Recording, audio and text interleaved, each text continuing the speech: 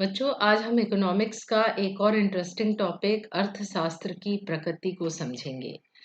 किसी भी सब्जेक्ट को समझने के लिए उस विषय का क्षेत्र और उस विषय का स्वभाव या प्रकृति का ज्ञान होना जरूरी है। अक्सर यह प्रश्न परीक्षा में पूछा जाता है कि अर्थशास्त्र की प्रकृति क्या है? क्या अर्थशास्त्र विज्ञान है या क्या अर्थशास्त्र कला है? या अर्थशास्त्र कला एवं विज्ञान दोनों है।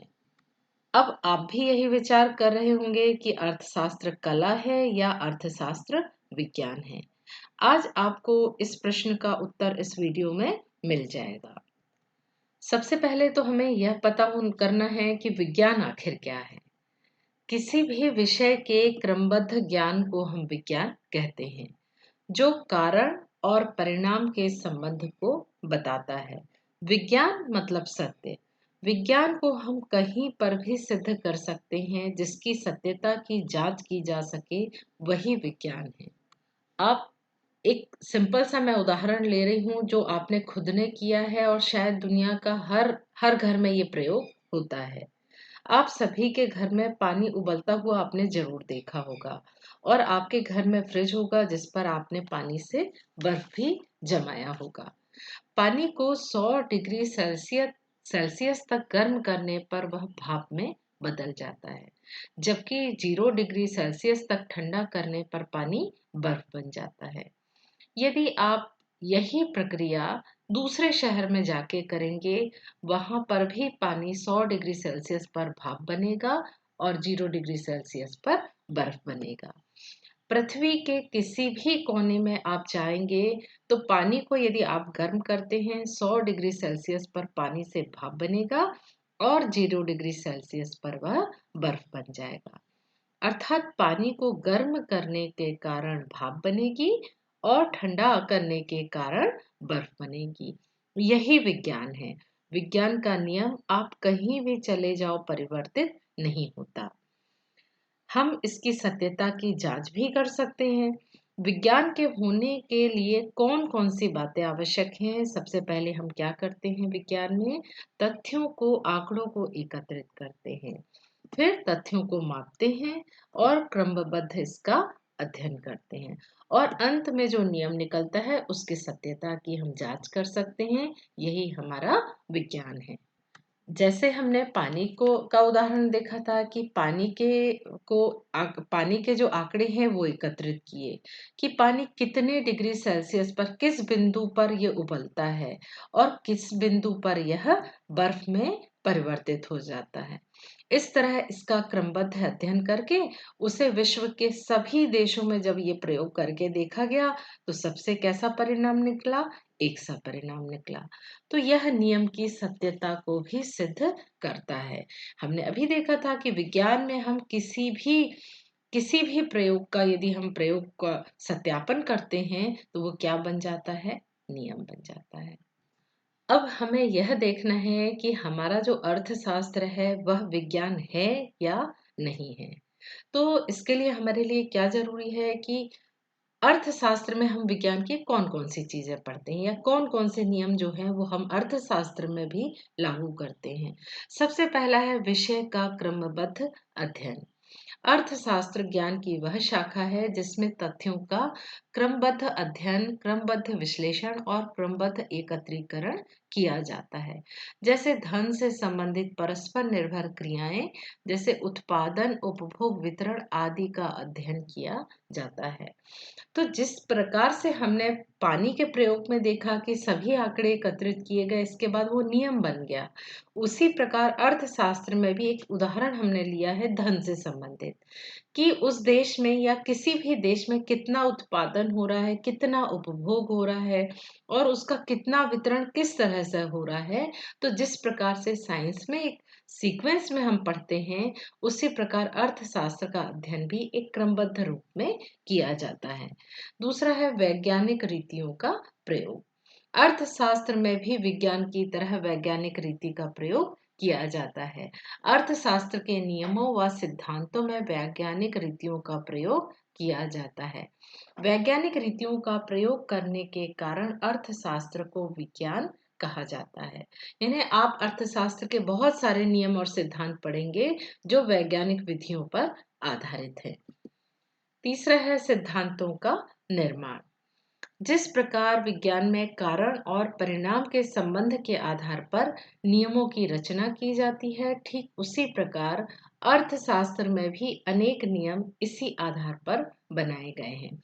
इसको हम एक उदाहरण से समझ लेते हैं कि जैसे मांग का नियम। मांग का नियम में क्या होता है? कीमत बढ़ने या घटने के कारण, कीमत के बढ़ने या घटने के कारण मांग में परिवर्तन क्या होता है? परिवर्तित हो जाता है। ये इसका क्या है? परिणाम है। जैसे सेब है, एप्पल है। यदि एप्पल की कीमत बढ़ जाती है, सेब की कीमत बढ़ जाती है, तो इसकी मांग हम कम करते हैं। जबकि इसके विपरीत क्या होता है? यदि इसकी कीमत कम होती है तो इसकी मांग बढ़ जाती है। आपने भी ये अनुभव किया होगा कि बाजार में गए हैं और सेब के भाव अधिक है, इसकी कीमत अधिक है, तो आप बस 500 ग्राम खरीद के ले आएंगे। और यदि उसी के दाम, यदि इसकी कीमत बहुत कम हो जाए, तो आप इसको एप्पल को 2 केजी भी ला सकते हैं। तो ये जो नियम है हमारा, ये किस पर आधारित है? सिद्धांत। इसमें और भी सिद्धांतों का जो निर्माण होता है वो कारण और परिणाम पर ही आधारित होता है। इस प्रकार से हम कह सकते हैं कि अर्थशास्त्र भी एक विज्ञान है। चौथा है हमारा नियमों की सत्यता। प्रत्येक विज्ञान के नियम की सत्यता की जांच होती है। अर्थशास्त्र के नियम भी मानवीय प्रकृति पर आधारित होते हैं, जो संसार के सभी देशों के निवासियों पर समान रूप से लागू होते हैं। हमने देखा था कि पानी को जब हम उबालते हैं 100 डिग्री सेल्सियस पर, तो चाहे वो दुनिया का कोई भी देश हो, हर देश में ये 100 डिग्री सेल्सियस पर ही उबलता है। इसी प्रकार अर्थशास्त्र के भी नियम विश्व के सभी देशों पर लागू होते हैं। जैसे उपयोगिता ह्रास नियम। उपयोगिता ह्रास नियम क्या है? जैसे मैंने पहली रोटी खाई, जब मुझे भूख लगी, तो पहली रोटी खाने से मुझे सबसे अधिक संतुष्टि प्राप्त हुई, यानी इसकी उपयोगिता सबसे अधिक थी। दूसरी रोटी खाई तो पहली रोटी की तुलना में कम उपयोगी थी। तीसरी रोटी खाई तो मेरा पेट भर गया। फिर भी मैंने चौथी रोटी खा ली। चौथी रोटी खाने के बाद तो मैं पांचवी की रोटी खाने की स्थिति में नहीं हूँ। मतलब इसकी उपयोगिता पहली रोटी की सबसे अधिक, दूसरे की कम, तीसरे की और कम, और चौथी रोटी की जो उपयोगिता है वो सबसे कम है। ऐसा क्यों होता है? क्योंकि जब हम भूखे होते हैं तो सबसे अधिक संतुष्टि किससे मिलेगी? हमें पहली रोटी से मिलेगी। और जब हमारा पेट धीरे धीरे बढ़ता जाता है तो आखिरी रोटी में हमको सबसे कम संतुष्टि मिलेगी। आपकी मम्मी यदि आपको पांचवी रोटी भी दे दे तो क्या आप खा लोगे? नहीं खाओगे। यदि जबरदस्ती खा भी लिए तो पांचवी रोटी आपके लिए कैसी होगी? नुकसानदायक होगी। आपकी तबीयत खराब हो जाएगी, आपका खाना अधिक हो जाएगा, तो आपका स्वास्थ्य बिगड़ जाएगा। तो ये जो उपयोगिता हास्य नियम है, ये दुनिया के हर देश पे लागू होता है। ऐसा नहीं है कि ये रोटी का नियम है, ये भूख का नियम है, ये केवल भारत पे लागू होगा। दुनिया के आप किसी भी देश में चले जाएंगे, जब व्यक्ति भूखा होगा तो पहली इकाई उसको सबसे अधिक संतुष्ट करती है, और जैसे जैसे वो खाता जाता है उसकी उपयोगिता उसके लिए कम होती जाती है। तो जिस प्रकार से साइंस के नियम की सत्यता की हम जांच कर सकते हैं, इसी प्रकार अर्थशास्त्र में भी हम किसी नियम की सत्यता की जांच कर सकते हैं। भविष्यवाणी करना। जिस प्रकार विज्ञान में भविष्यवाणी करने की शक्ति होती है, ठीक उसी प्रकार अर्थशास्त्र में भी आर्थिक घटनाओं की भविष्यवाणी करने की शक्ति होती है। आपने समाचार में देखा होगा वेदर फोरकास्ट, या आप अपने फोन में देखते होंगे कि कल का मौसम कैसा रहेगा, ठंड कितनी रहेगी। तो वो कहाँ से साइंस करता है? वो बहुत सारे आंकड़े एकत्रित करता है, वायु का दाब देखता है, इसके बाद घोषणा होती है कि विश्लेषण करने के बाद कि कल का मौसम क्या रहेगा। तो साइंस क्या करता है? भविष्यवाणी भी करता है बहुत सारी चीजों में। आपने सुना होगा कि तूफान आने वाला है, ये समुद्र से ये तूफान टकराने वाला है, कल शाम तक तूफान जो है होगा समुद्र तट पर, दक्षिण के तट पर टकरा जाएगा। ये जो भविष्यवाणी है ये साइंस करता है। क्या देख के? आंकड़े देख के, कि दूसरे जगह में वायु का दाब क्या है और किस प्रकार की हवाएं चल रही हैं और यहाँ से यहाँ पहुँचने में कितने घंटे लगेंगे और हमारे जो तूफान है हमारे समुद्र तट पर कब टकराएगा। तो इस तरह से अक्सर आपने साइंस की, विज्ञान की भविष्यवाणी आपने न्यूज़ में सुनी होगी। ठीक इसी प्रकार अर्थशास्त्र में भी भविष्यवाणी होती है। जैसे आपने न्यूज़ में सुना होगा कि सोना महंगा हो जाएगा। सोना महंगा क्यों हो जाएगा? अर्थशास्त्री ये देखते हैं कि सोने की मांग बढ़ने वाली है और सोने की पूर्ति कम है। या ये भी आपने सुना होगा कि इस साल प्याज की कीमत ज्यादा रहेगी। वो कैसे पता चलता? कोई मनगढ़ंत बात नहीं कहते अर्थशास्त्री। वे भी डाटा एकत्रित करते, आंकड़े एकत्रित करते हैं कि हमारे देश में इस वर्ष प्याज का उत्पादन कितना हुआ। यदि पूरे देश में प्याज का उत्पादन कम है और उसके तुलना में मांग हमारे देश की प्याज की अधिक होती है, तो ऐसी कंडीशन में प्याज के दाम क्या हो जाएंगे? बढ़ जाएंगे। तो साइंस की तरह अर्थशास्त्र में भी भविष्यवाणी की जाती है। मुद्रा का मापदंड। जिस प्रकार भौतिक विज्ञान में भौतिक तुला यानी तराजू निश्चितता व सत्यता को प्रकट करने में सहायता करती है, ठीक उसी प्रकार अर्थशास्त्र में मुद्रा का मापदंड परिणामों को निश्चित करने में सहायता करता है। आपने देखा होगा कि आप टमाटर खरीदने गए तो आप बोलेंगे ना कि 1 किलो आप हमको टमाटर दे दीजिए। या आपने दूध खरीदा तो आपने कहा 1 लीटर हमको दूध दे दीजिए। तो ये जो है ये मापदंड है। कपड़ा आप लेने गए तो आप कहेंगे क्या 1 किलो कपड़ा दे दीजिए? नहीं, आप कहेंगे 1 मीटर कपड़ा दे दीजिए या 2 मीटर कपड़ा दे दीजिए। तो जिस तरह से विज्ञान में अलग अलग तरह की वस्तुओं को मापने की इकाई है, ठीक उसी प्रकार अर्थशास्त्र किससे नापा जाता है? मुद्रा से। कितने रुपए किलो चावल, कितने रुपए किलो दाल, कितने रुपए लीटर तेल। तो अर्थशास्त्र के मापने की इकाई क्या है? मुद्रा है। जिस प्रकार से विज्ञान में मापन कार्य होता है लीटर, मीटर, किलोग्राम इनसे, उसी प्रकार अर्थशास्त्र का जो मापदंड है वो किसके द्वारा किया जाता है? मुद्रा के द्वारा। तो आपने देखा कि कितने सारे पॉइंट, हमने 6 पॉइंट पढ़े। सब में देखा कि जिस तरह का व्यवहार विज्ञान का होता है, ठीक उसी प्रकार अर्थशास्त्र का व्यवहार भी होता है। तो हम कह सकते हैं कि अर्थशास्त्र एक विज्ञान है। हमने ये देखा कि अर्थशास्त्र एक विज्ञान की तरह व्यवहार करता है, परंतु हमें ये भी देखना पड़ेगा कि अर्थशास्त्र कला तो नहीं है। कला शब्द आपने सुना ही होगा, जैसे चित्रकला, मूर्तिकला, नृत्य कला। ये सभी कला आपने जरूर बचपन से अभी तक सुना होगा। परंतु यहाँ हम जिस कला की बात कर रहे हैं, इस कला का मतलब ये नहीं है।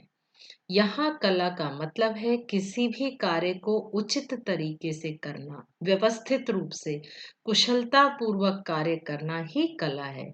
किसी भी लक्ष्य की पूर्ति को कार्य कुशलता के साथ करना ही कला है। कला हमें व्यवहारिक ज्ञान प्रदान करती है। ये किसी भी समस्या का केवल विश्लेषण नहीं करती, बल्कि उसका समाधान भी करती है। प्रोफेसर कीन्स क्या कहते हैं? कला ज्ञान की वह शाखा है जो निश्चित उद्देश्यों की पूर्ति के लिए एक सर्वश्रेष्ठ तरीका बताती है कि आप इस काम को इस तरीके से करिए। अब अर्थशास्त्र कला है या नहीं, इस संबंध में भी अर्थशास्त्रियों में मतभेद है। कुछ अर्थशास्त्री हैं जैसे एडम स्मिथ है, रिकार्डो है, ये मानते हैं कि अर्थशास्त्र एक कला है। अर्थशास्त्र कला क्यों है, इसके पक्ष में भी हम कुछ तर्क देख लेते हैं। सबसे पहला है व्यवहारिक अर्थशास्त्र का महत्व। विज्ञान किसी विषय की खोज या व्याख्या करता है, जबकि कला किसी विषय की व्यवहारिक जानकारी देता है। विज्ञान सिद्धांत का निर्माण करता है, जबकि सिद्धांतों का जो व्यवहारिक रूप से जब हम उपयोग करते हैं वो कला के अंतर्गत आता है। अर्थात अर्थशास्त्र कला के रूप में अध्ययन आवश्यक है। कोई भी काम, सिद्धांत, यदि आप पानी गर्म करने का ही आप उदाहरण ले लीजिए, तो पानी जब हम गर्म करते हैं तो वो एक नियम है, विज्ञान के अंतर्गत आता है। परंतु आप उसको भी गर्म करने की एक कला है। पता चला आपने 100 लीटर पानी रख दिया और एक छोटी सी मोमबत्ती में आपने गर्म करना शुरू किया। तो आप जब वो प्रयोग करेंगे तो उसको करने की भी एक कला है कि 100 लीटर पानी है तो उसके लिए आपको बड़ा बर्नर चाहिए उसको उबालने के लिए। तो ये जो सारी चीजों का कॉम्बिनेशन है, एक व्यवहारिक रूप में उसका उपयोग कैसे होगा उस सिद्धांत का, वही कहलाता है हमारा कला। दूसरा है हमारा आर्थिक समस्याओं का व्यवहारिक हल। वर्तमान में व्यवहारिक अर्थशास्त्र का महत्व निरंतर बढ़ता जा रहा है। आर्थिक समस्याएं हैं जैसे कीमत वृद्धि है, बेरोजगारी है, आर्थिक विकास से संबंधित समस्याओं को सुलझाने के लिए अर्थशास्त्र को कला मानना उचित है। अब यही उदाहरण ले लीजिए आप बेरोजगारी का। हमारे देश में बेरोजगारी बढ़ रही है, तो क्या ये कोई नियम और सिद्धांत से इसका हल निकल सकता है? केवल नहीं। इसको व्यवहारिक रूप में हमें किस प्रकार से क्या क्या उपाय करने चाहिए, कौन कौन से नियम बनाने चाहिए, ऐसा क्या करना चाहिए जिससे कि हमारे देश की बेरोजगारी कम हो जाए, या कीमत वृद्धि, हमारे देश में महंगाई बढ़ रही है, तो सरकार को ऐसे कौन कौन से उपाय करने चाहिए जिससे कि हमारे देश में जो कीमत वृद्धि है वो रुक जाए। आर्थिक समस्याएं हमेशा आर्थिक नहीं होती, बल्कि ये सामाजिक, राजनीतिक और धार्मिक परिस्थिति से भी प्रभावित होती हैं। उचित नीति निर्माण से ही हम इन इन समस्याओं का हल ढूंढ सकते हैं। तीसरा है हमारा आर्थिक नीतियों के निर्माण में सहयोगी। आर्थिक समस्या जैसे रोजगार नीति, कर नीति, विनिमय दर, बैंक दर आदि का निर्धारण अर्थशास्त्री तभी कर सकते हैं जब उन्हें आर्थिक दृष्टिकोण का ज्ञान हो। जैसे यदि हम कर नीति का यहाँ उदाहरण ले लें कि जब हमें देश की आर्थिक नीति बनाना है कर से संबंधित, किससे संबंधित? कर से संबंधित। यदि हमारे देश में जो कर है, टैक्स जो है, वो 20% लगा दिया जाए। नियम कहता है कि जितना ज्यादा सरकार की आमदनी होगी, सरकार उतना ही देश का विकास करेगी। नियम ये कहता है कि सरकार की आय ज्यादा तो उसका देश का भी विकास ज्यादा होगा। परंतु क्या जब हम प्रायोगिक रूप में प्रैक्टिकली जब हम 20% यदि पूरे देश की जनता से कर वसूल करने लगेंगे, तो हमारे देश में क्या हर व्यक्ति 20% के हिसाब से कर दे सकता है? नहीं दे सकता। यहाँ पर हमें कला का भी ध्यान रखना पड़ेगा। हमको आर्थिक विश्लेषण भी करना पड़ेगा कि हमारे देश की यदि 50% जनसंख्या गरीबी रेखा के नीचे रह रही है, तो हमको कर नीति ऐसी बनानी चाहिए कि ये 50% लोगों को कोई कर ना देना पड़े, और जिनकी आमदनी अधिक है, बाकी जो 50% लोग हैं, इनसे हम अधिक से अधिक कर वसूल करें। तो यानी नियम तो ये है कि आप ज्यादा पैसे वसूलेंगे तो आप ज्यादा कल्याणकारी कार्य कर पाएंगे। परंतु जब हम प्रैक्टिकली आते हैं तो हमको कला की भी आवश्यकता होती है। अगला हमारा अर्थशास्त्र के उद्देश्य की प्राप्ति। अर्थशास्त्र का एक मुख्य उद्देश्य यह है कि वह व्यक्ति अथवा समाज के कल्याण को अधिकतम करे। इस लक्ष्य को प्राप्त करने के लिए अर्थशास्त्री या सरकार के द्वारा जो अपनाई गई नीतियों को कला कहा जाएगा। ये जो अभी मैंने कहा था, कल्याण, समाज के कल्याण के लिए। अभी मैंने जो आपको कर नीति का उदाहरण बताया था ना, कि 50% लोग यदि हमारे देश में गरीबी रेखा के नीचे रह रहे हैं, तो सरकार का दायित्व है कि ऐसे निर्णय करे, ऐसी आर्थिक नीतियां बनाए जिससे समाज का अधिक से अधिक कल्याण हो, बल्कि सामाजिक शोषण ना हो। अगला है आर्थिक नियमों या सिद्धांत का प्रयोग। अर्थशास्त्र विज्ञान के रूप में सिद्धांत एवं नियमों का निर्माण करता है। आर्थिक सिद्धांत और नियमों का व्यवहारिक प्रयोग ही अर्थशास्त्र को कला बनाता है। सिद्धांत तो बन गए, मांग का नियम, पूर्ति का नियम, उत्पत्ति हास्य नियम, उपयोगिता हास्य नियम, ये तो सब नियम है जो विज्ञान पर आधारित है। परंतु जब इनका प्रायोगिक रूप पे उपयोग किया जाता है, तो जो प्रायोगिक उपयोग ही क्या बनाता है, इसको कला बनाता है। प्रोफेसर स्कीन्स का मानना है कि अर्थशास्त्र के सिद्धांत एवं सुनिश्चित निष्कर्ष प्रदान नहीं करते जिससे उन्हें तत्काल नीति निर्धारण में प्रयोग किया जा सकता है। ये तो बस विश्लेषण करने का ढंग है जो इसे निष्कर्ष निकालने में मदद करता है। अर्थात अभी तक हमारे विश्लेषण से ये पता चला कि अर्थशास्त्र में विज्ञान के गुण उपलब्ध थे। जितने सिद्धांत और नियम किस पर आधारित थे? विज्ञान पर आधारित थे। परंतु इन सिद्धांतों का उपयोग, व्यवहारिक उपयोग कला के अंतर्गत था। यानी अर्थशास्त्र एक कला की तरह भी व्यवहार करता है। क्या अर्थशास्त्र विज्ञान एवं कला दोनों है? अभी हमने देखा कि अर्थशास्त्र विज्ञान के साथ साथ कला भी है। अर्थशास्त्र विषय के सैद्धांतिक एवं व्यवहारिक दोनों पक्षों का अध्ययन करता है। सैद्धांतिक पक्ष इसके वैज्ञानिक स्वरूप से संबंधित है।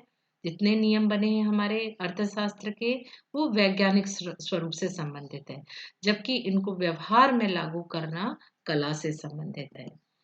प्रोफेसर कोसा ने क्या कहा है? विज्ञान को कला की आवश्यकता है तथा कला को विज्ञान की आवश्यकता है। दोनों एक दूसरे के पूरक हैं। कोसा के अनुसार यानी दोनों आवश्यक हैं, यानी विज्ञान के बिना कला अधूरा है और कला के बिना विज्ञान अधूरा है।